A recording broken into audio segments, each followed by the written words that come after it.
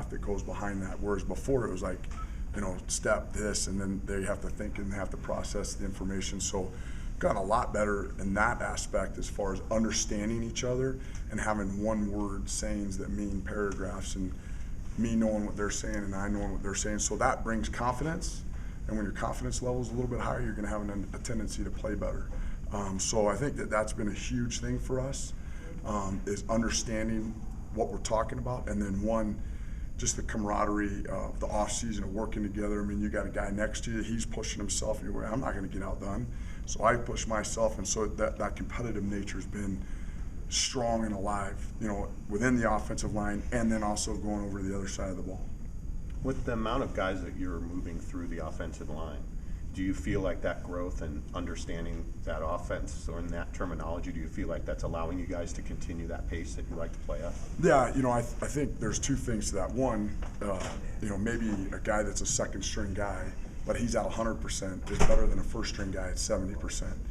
And so you build that culture of knowing that if I'm a second string guy, and I've been that second string guy that knows that the only way I'm coming in the game is if something catastrophic happens, which I hope doesn't, or we're way up, or so your thought of like, well, man, I don't need to maybe be that prepared. Whereas now, if you're a second string guy now, man, you're playing, so you better be ready, and you better know what you're doing, and the focus is more intent, and so I think that helps us grow. Absolutely. I mean, going in, and I had the guys at the end of practice today, hey, raise your hands at how many guys played in games last year, and there was 8 guys with their hands up, and that's great experience.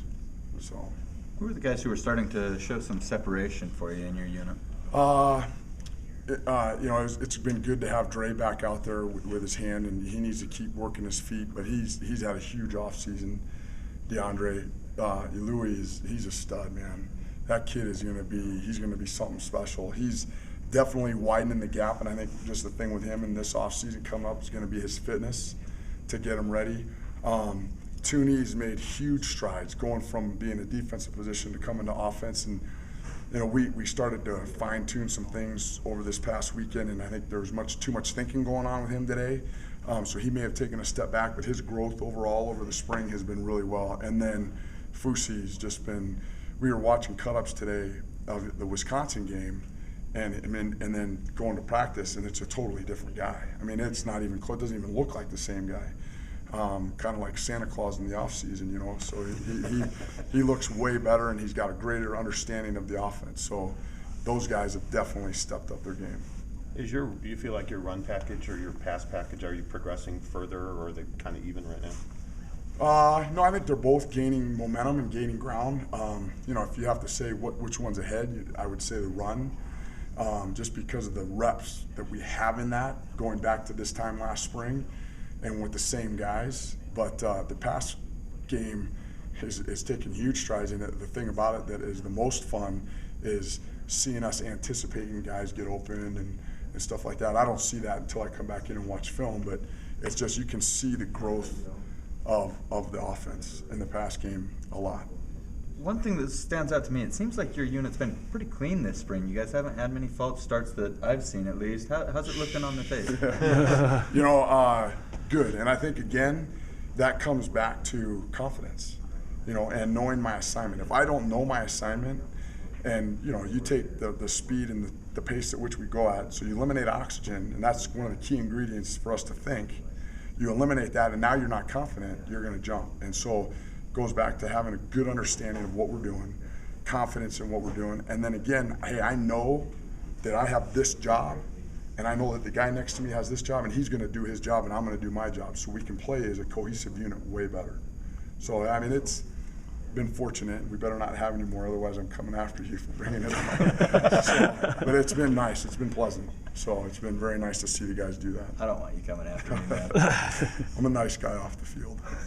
Well, on the field, I wouldn't know. You're really getting after those guys out there. I only know one way. That was the way I was coached, and I think it worked, and so it's fun.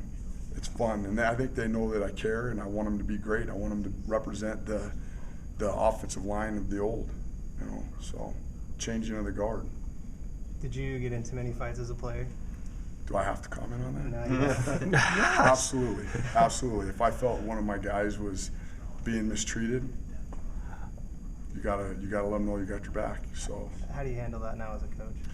you know, again, you don't want to just turn into a street fight, but you need to make sure that if somebody's being mistreated or pushed around, that's not acceptable. And so you need to make sure that you're standing right behind that guy. And you don't need to punch, but you need to separate, and if it escalates, defend yourself and stuff like that. But again, you need to be smart. We're on the same team, and we all have the same common goal, and we're all expecting great things from each other. And so we need to be able to support each other on both sides, but again, not be pushed around. So it's a fine line. Riker Matthews returned today, and then of course Braden Kirsty made a guest appearance. Guest appearance.